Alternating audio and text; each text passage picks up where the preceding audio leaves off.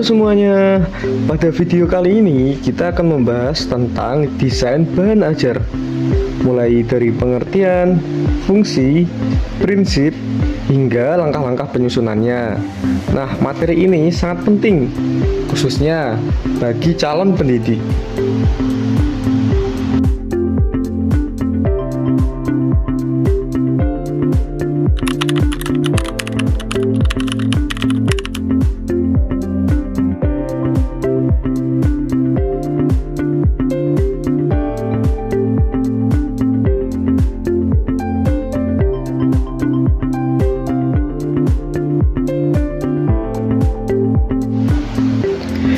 Desain bahan ajar adalah proses merancang dan menyusun materi pembelajaran secara sistematis agar tujuan pembelajaran dapat tercapai secara efektif dan efisien.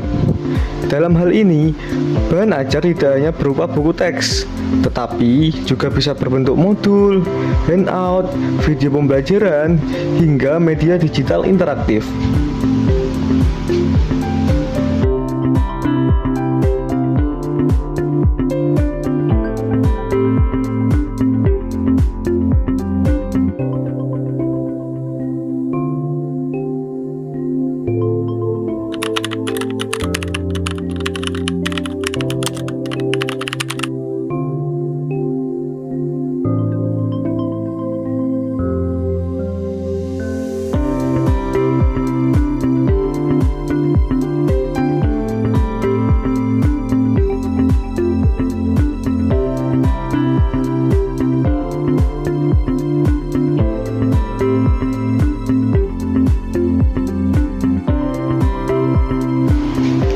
Betul sekali, penyajian sangat berpengaruh terhadap pemahaman peserta didik. Materi yang baik, tetapi jika disajikan secara kurang menarik, bisa membuat siswa sulit memahami, bahkan kehilangan minat belajar.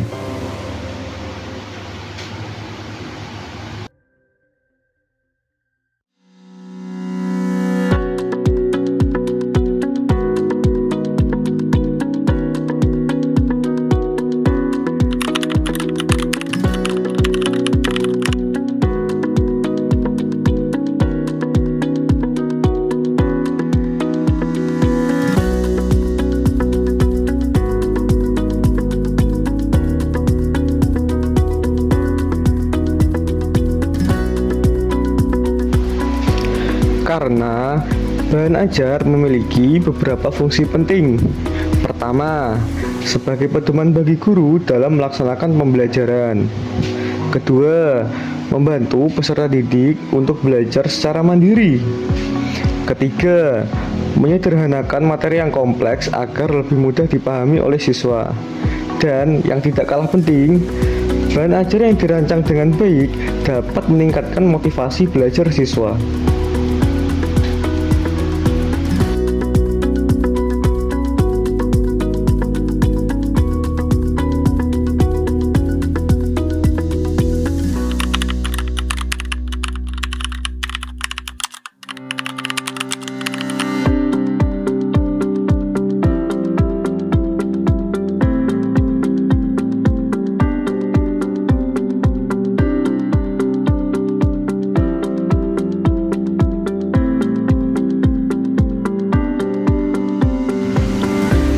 Tepat sekali. Bahkan, dalam banyak kasus, keberhasilan pembelajaran sangat dipengaruhi oleh kualitas bahan ajar yang digunakan loh.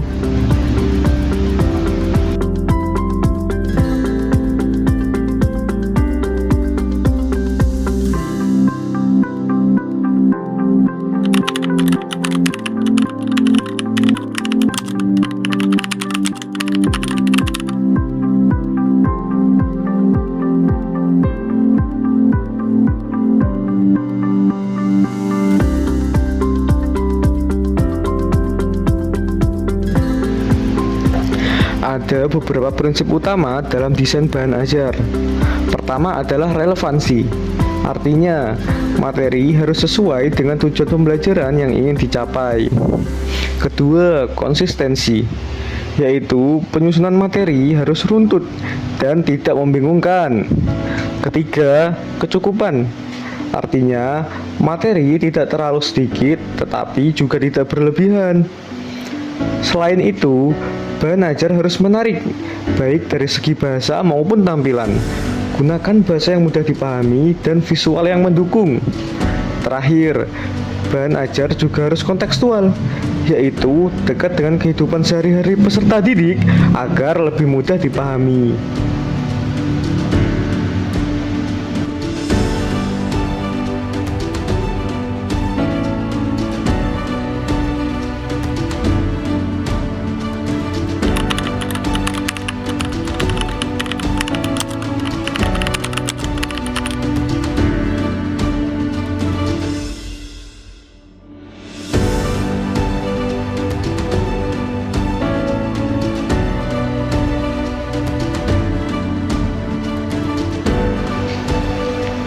Langkah pertama adalah melakukan analisis kebutuhan dan karakteristik peserta didik.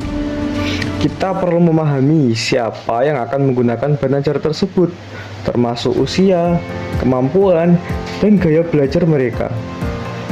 Langkah kedua adalah menentukan tujuan pembelajaran sebagai acuan utama. Ketiga, menyusun materi secara sistematis dari yang sederhana ke yang lebih kompleks. Keempat, memilih metode dan media yang sesuai, seperti diskusi, eksperimen, atau proyek. Kelima, mendesain tampilan bahan ajar agar menarik dan mudah dipahami. Dan yang terakhir, yaitu melakukan evaluasi dan revisi untuk menyempurnakan bahan ajar yang telah dibuat.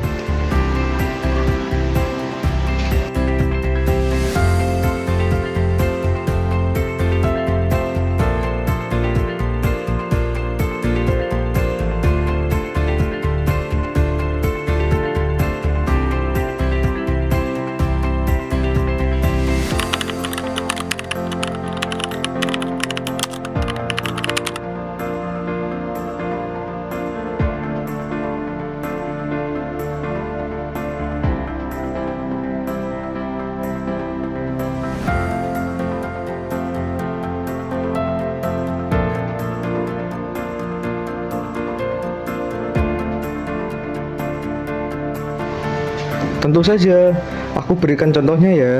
Misalnya dalam pembelajaran IPA, guru dapat membuat modul yang berisi penjelasan materi, gambar ilustrasi, langkah-langkah percobaan sederhana, serta pertanyaan refleksi. Dengan begitu, siswa tidak hanya membaca, tetapi juga melakukan dan berpikir secara aktif. Semakin interaktif bahan ajar, semakin besar pula peluang siswa untuk memahami materi dengan baik.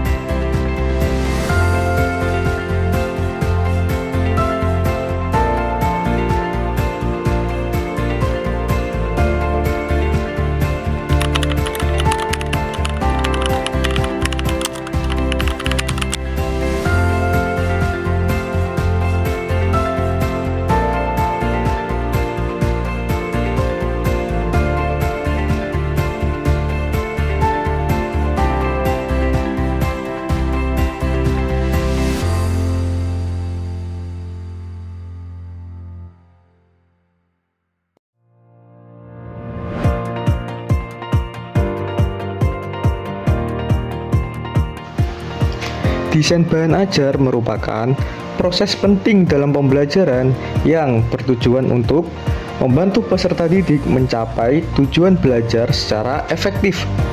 Oleh karena itu, sebagai calon pendidik, kita perlu mampu merancang bahan ajar yang tidak hanya informatif, tetapi juga menarik dan bermakna.